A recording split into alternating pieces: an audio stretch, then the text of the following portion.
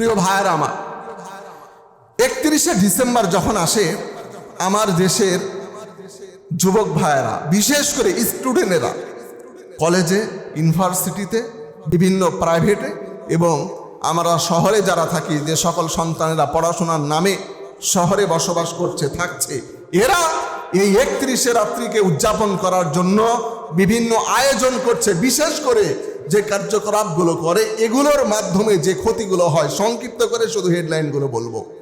1 number, বেধর্মীদের কাজের সাথে এই কাজটা সাদৃশ্যপূর্ণ হয়ে যায়।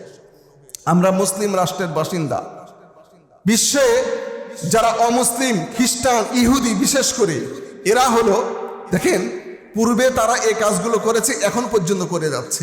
ইহুদিরা সর্বপরিচয় মুসলিমদেরকে তাদের দলের অন্তর্ভুক্ত করতে, মুসলমানদের ঐতিহ্যকে, মুসলমানদেরকে ধ্বংস করার প্রথম কাজ হলো ইহুদিদের। কথা বলেন ঠিক কিনা?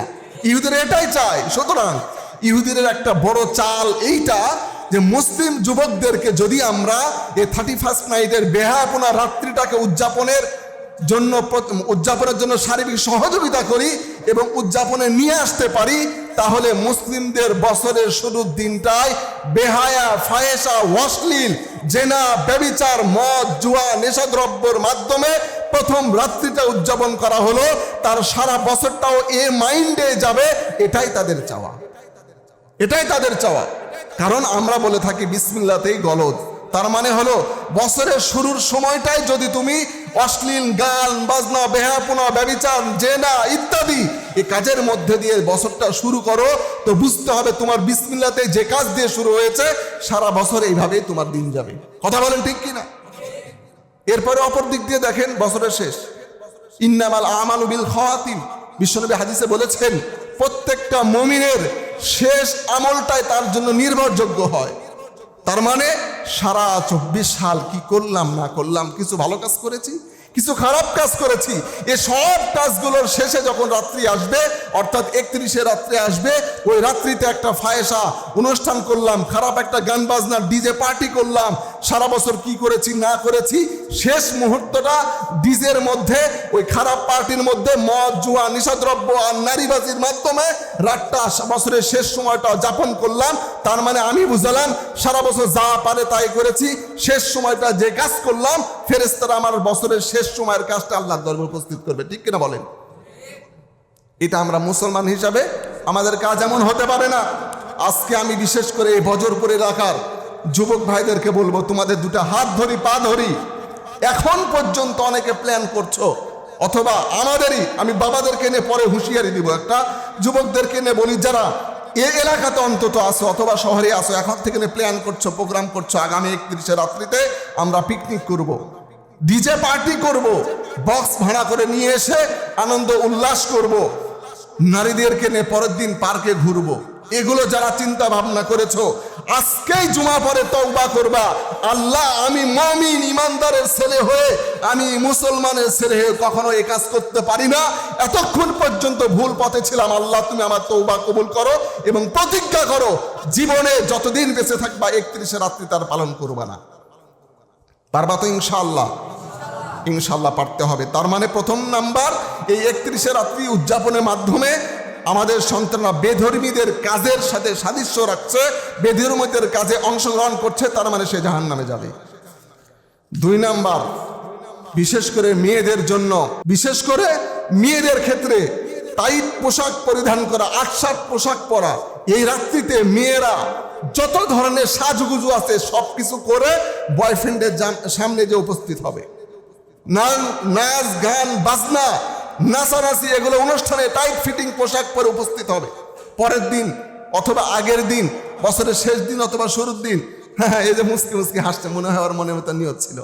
তো পরের দিন অথবা শুরুর দিনে কি করবে, ওই যে গার্লফ্রেন্ডকে নিয়ে পার্কে যাবে, পার্কে যাওয়ার সময় টাইট ফিটিং পোশাক পরিধান করবে। হাদিসের মধ্যে এসেছে যে মহিলা টাইট ফিটিং পোশাক পরার মিনিং হলো এই যে তাকে দেখে মানুষ আকর্ষিত হবে, এমন টেন্ডেন্সি নিয়ে যারা পোশাক পরিধান করবে, ওদের ব্যাপারে বিশ্বনবী হাদিসে, মুসলিম শরীফের 2128 নম্বর হাদিসে বিশ্বনবী বলেছেন, ওই সকল পুরুষ এবং মহিলারা জান্নাতের সুগন্ধিও পাবে না। নাউজুবিল্লাহ পড়েন।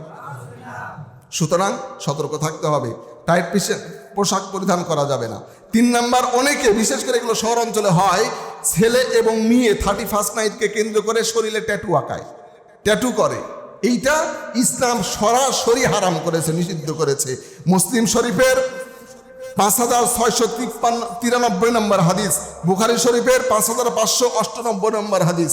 এই হাদিসগুলোর মধ্যে ট্যাটু সম্পর্কে, শরীরে বিভিন্ন আকৃতি তৈরি করা সম্পর্কে নিষেধাজ্ঞা এবং হারাম হিসাবে ফতোয়া এসেছে। আমরা এখান থেকে সতর্ক থাকব।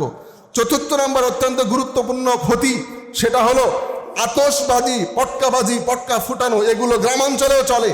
31st নাইট আসলেই, এই যে 31 রাত্রিতে আসলে যুবকেরা, পাড়ার ছোট ছোট ছেলেরা বড়দেরকে দেখে শিখছে, তারা কি করে, পটকা ফুটায়। বিশেষ করে যারা হার্টের রোগী, যারা হামেল অর্থাৎ গর্ভবতী, এ সকল মা বোনদের জন্য, এবং যারা হার্টের অসুস্থতা নিয়ে ভুগছেন, এ সকল যুবকদের জন্য, এ সকল মানুষদের জন্য অত্যন্ত ক্ষতিকর। কথা বলেন ঠিক কিনা? এগুলো কিন্তু শহরের, এই যে করোনার আগে আমি দেখেছি, মানে এশান নামাজের পর থেকে নিয়ে মনে হচ্ছে শহরের ভিতরে আগুন লেগে গেছে, আকাশে গেলে আগুন আর আগুন, মানে ওই তো পটকা ফুটে আলো আর আলো, ধুমধাম শব্দ তো হতেই আছে। ঢাকা শহরে অনেক বেশি। সম্মানিত ভাইরা, এই যে আতশবাজি, পটকাবাজি, এই ফুটানো ইত্যাদি, এগুলো উদযাপন করা, চিল্লাচাল্লি, হই হাল্লা করা, এগুলো বিলকুল করা যাবে না। আমি শুধু এখন যুবকদেরকে নিয়ে কথা বলতেছি, এরপরে আপনাদের বাবাদেরকে নিয়ে একটু কথা বলবো। এবং এ সম্পর্কে সূরা আহজাবের 58 নম্বর আয়াতের মধ্যে আল্লাহ পাক এ ব্যাপারে নিষেধাজ্ঞা দিয়েছেন।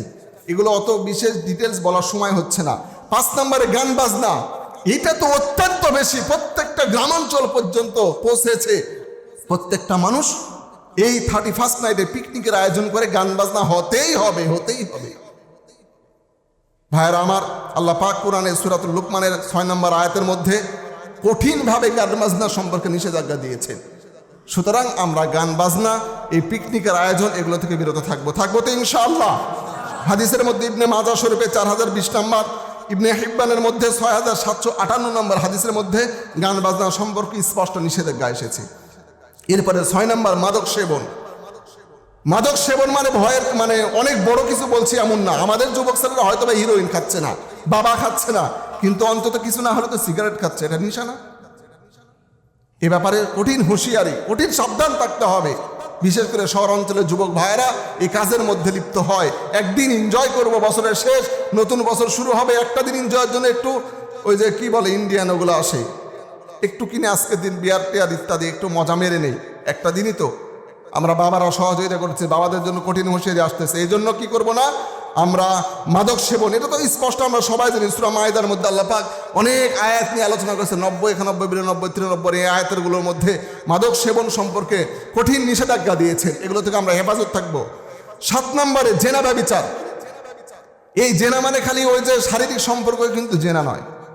আমরা যুবকরা যারা ভেবেছি গার্লফ্রেন্ডের সাথে কন্ট্যাক্ট করে রেখেছি, 31 তারিখে পার্কে, জিয়া পার্কে যাব, ওই যে কামরুজ্জামান অর্থাৎ কি ওই যে চিড়িয়াখানাতে যাব, আরও এখানে সেখানে যাব, নাটোরের গ্রিন ভ্যালিতে যাব, তারপরে সাফিনা পার্কে যাব, এরকম একটা প্ল্যান সাজিয়ে রেখেছে অনেক যুবক ভাইরা। গার্লফ্রেন্ডকে নিয়ে যাব, ওই যে গার্লফ্রেন্ডকে তুমি নিয়ে যাচ্ছ, তার হাত ধরছো, তার চোখে চোখে তাকাচ্ছ, কাছে যাচ্ছ, এগুলো প্রত্যেকটাই জেনার অন্তর্ভুক্ত। ঠিক কিনা বলেন?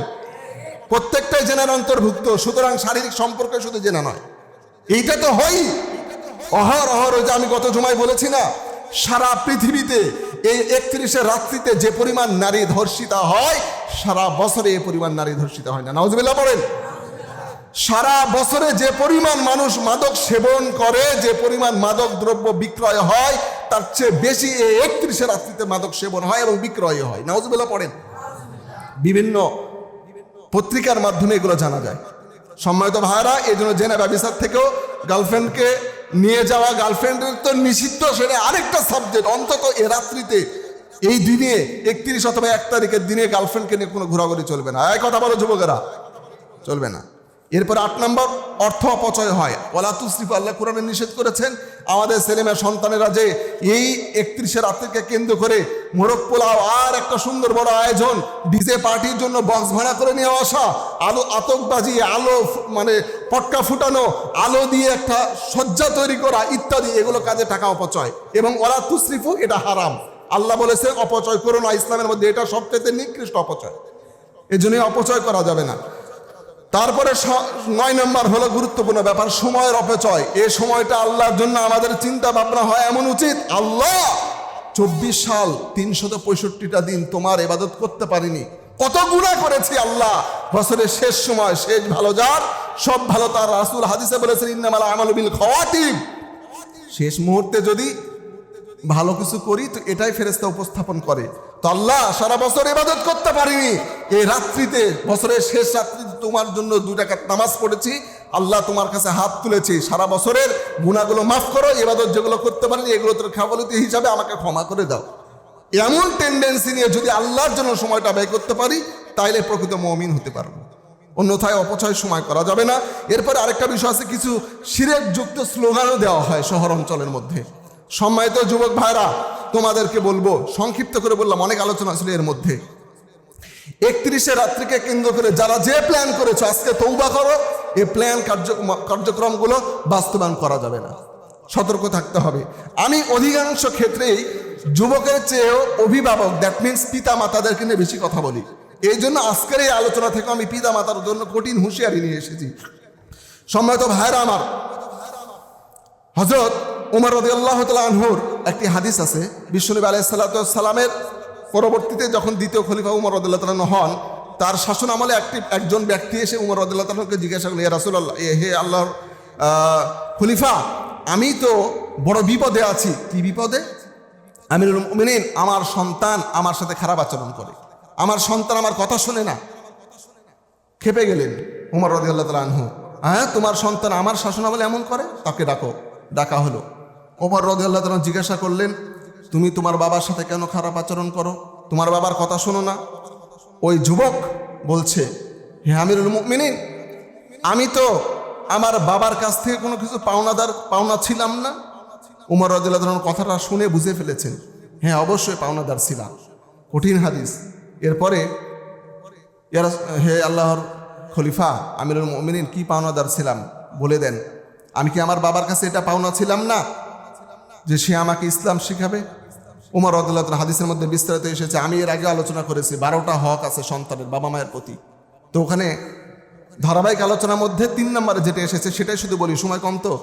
তিনি বললেন যে তোমার বাবা মার কাছ থেকে তুমি একটি বড় বিষয় পাওয়া, কারণ তোমার সারা জীবন সেটার উপরে ডিপেন্ড করে।